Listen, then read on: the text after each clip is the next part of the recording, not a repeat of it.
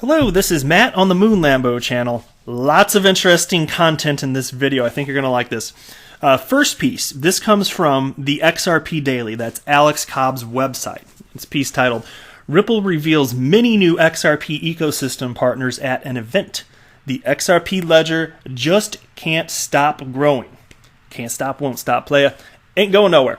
So I'm going to cover that. Also, I've got, this is fascinating. So I like the people trying to do stuff, okay? So there's a company that built out an infrastructure around a vending machine to where you can buy coffee using your phone and just spend XRP.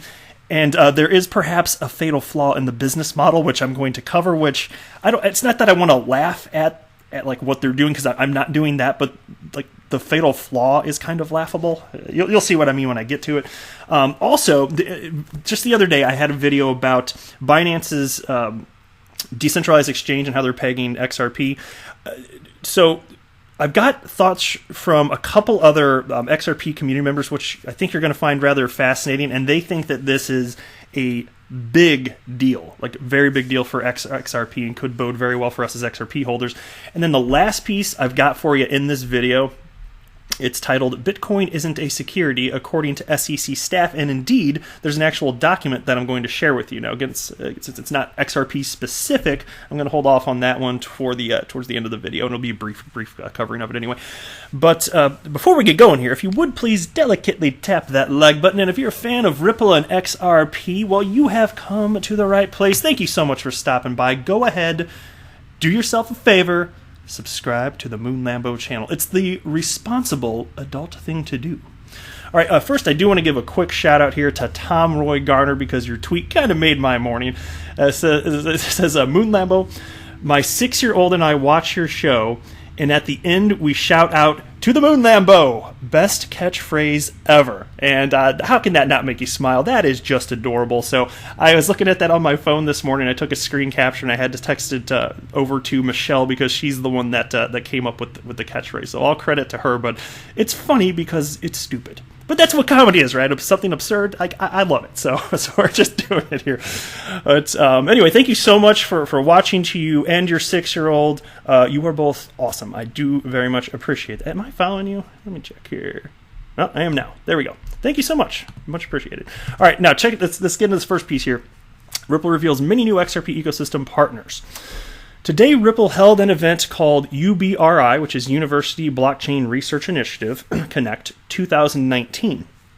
At this event, there were a plethora of speakers, but the most important one that was seen was when Spring's Ethan Beard went up on stage and started showing new partners of Spring, as well as new XRP ecosystem members, and there were many. During today's event, Ripple was very active on their Twitter account in terms of coverage of the event, with numerous pictures, statements, and even a video. So that is where all of our information is coming from in this post. On the right side of this page, you can actually see a live feed of Ripple's Twitter straight from the XRP Daily, which is very cool. Let me scroll a little bit further. Here's a screen grab. I like this. So there's David Schwartz. You can see him off to the left. That's Ripple CTO and co-creator of the XRP ledger. And this particular slide states, RippleNet building a global payments network for financial institutions powered by XRP, and Spring building a global payments network for developers powered by Spring, which Alex goes on to cite right here. It's, look how Ripple perceives RippleNet. It's clear the focus is on XRP. This makes sense because recently XRapid was rebranded as On-Demand Liquidity, and now that is the only RippleNet product on Ripple's website. Read the following statements. I actually feel slightly different, and it's okay to have diversity of thought here, right? As far as the way that Spring's positioned, I was actually surprised to see it written like that in the slide, because all the documentation that I had seen as of late, it had more to do about building a cryptocurrency ecosystem built, yes, around XRP most certainly, but also Interledger, which is not cited there. But they also cited just projects at large that they think can benefit the entire space, which would ultimately benefit Interledger and thus XRP. So that's what they're actually going for. So again, I was actually kind of surprised. Maybe they're just trying to keep the slide short. That's perfectly fine. So I do feel a little bit different than Alex on that, but it's okay. I encourage diversity of thought. Let me scroll down a little bit further here. Now let's look at some additional Spring ecosystem members that were not previously known. Some new ones are XRP Chat, BitTrue, and Brex, and that is only a picture of half of the presentation slide. BitTrue seems like they could potentially be an XRapid liquidity provider in the future, which indeed would be rather fascinating. We can hope so. I think all sorts of cryptocurrency exchanges the world over, as demand increases, they're going to want to enable XRapid, and why wouldn't they? It's just automated buying and selling on their platform, and that's how they make money, on buying and selling. If you're a cryptocurrency exchange, you don't care what the price is of really any cryptocurrency, as long as there's an ecosystem that is regularly, just perpetually buying and selling. Whether it's FOMOing in, or panic selling, or plodding along, as long as something's happening, you want that. So, as demand would pick up around XRapid, why the heck, if you're a cryptocurrency exchange, would you not want yourself a piece of that? Then the piece continues here. We can actually see for the first time that Ripple actually mentions PolySign, and we got confirmation from David Schwartz that they are currently in stealth mode, and also David said he was very excited about it but couldn't say anything. And indeed, I actually did mention that one just yesterday.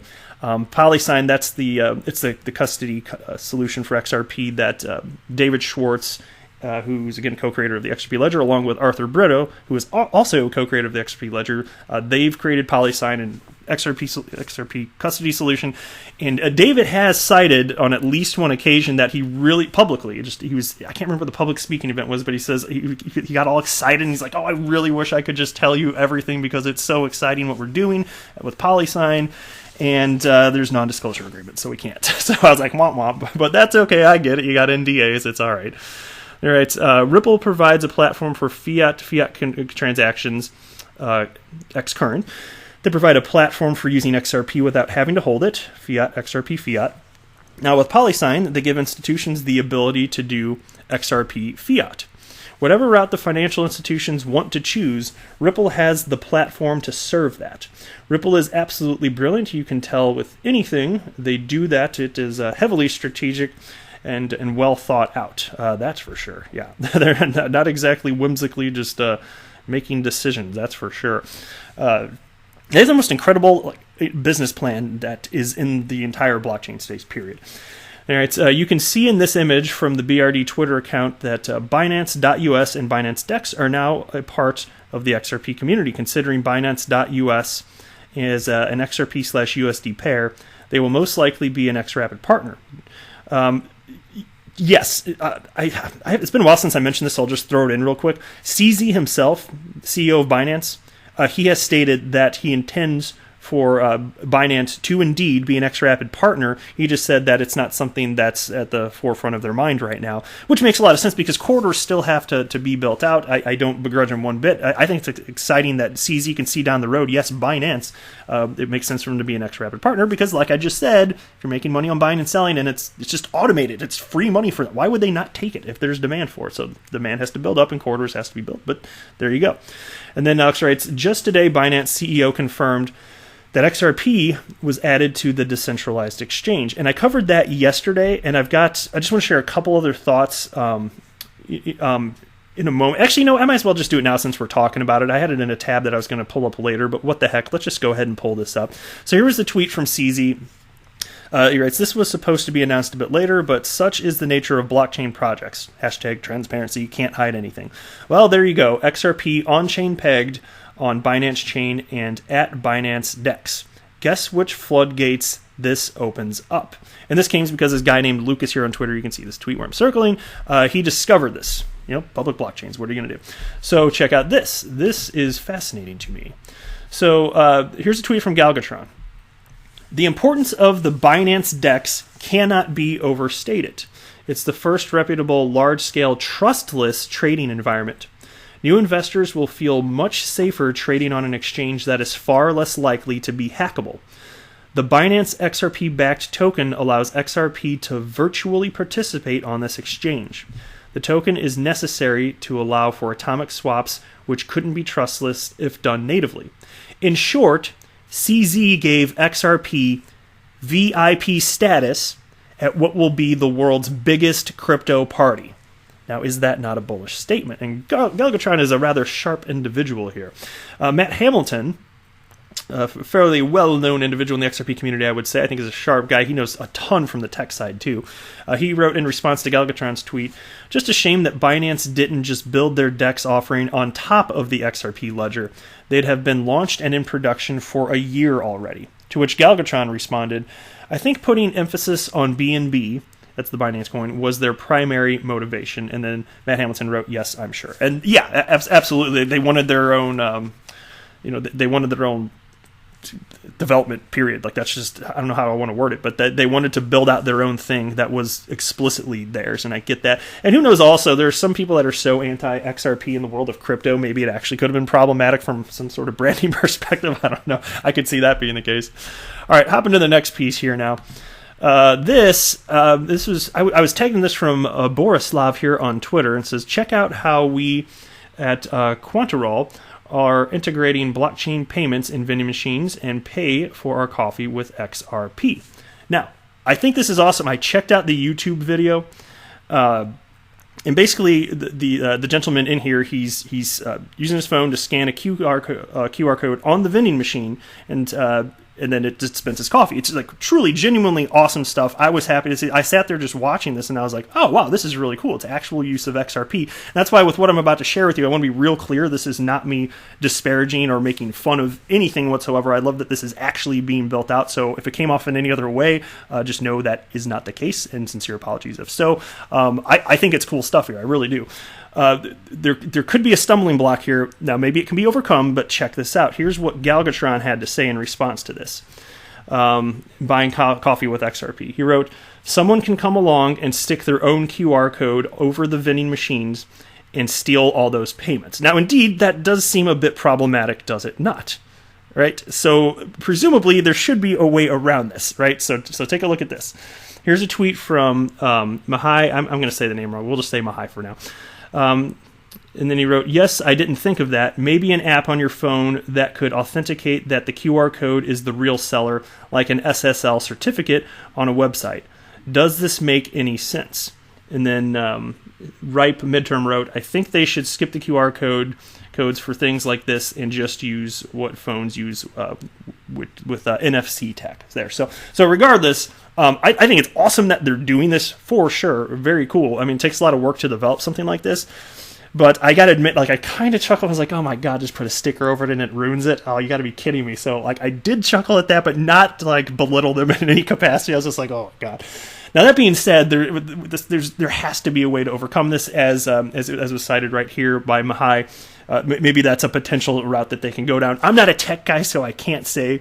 But I just like seeing people build around XRP, so I'm absolutely, like, thumbs up encouraging this, and there has to be a way to get around this. So there you go. Other than that, I don't like coffee, so I wouldn't be using it. See, I'm a weirdo, I guess. Actually, I saw a survey recently, within the last year or so, I think, and 85% of adults 18 or older, at least in America, drink coffee regularly. So I'm the weirdo in the minority, I know, but I can't help it. I say coffee tastes bad. What am I going to do? At least I know 15% of you statistically are agreeing with me out there, and everybody else is like, no. All right, into the next piece here. This is from XRP Crypto Wolf. And this is the piece that, thank you very much for sending this to me very much. I appreciate XRP Crypto Wolf. Bitcoin is not a security according to SEC staff. And here it is right here. So I'll just read the 3 bullet points at the top here, and then I'm going to show you the letter, the actual letter, because they actually did include, I guess it's just a PDF. SEC staff responds to 40 Act registration for Cypher and letter stating Bitcoin isn't a security.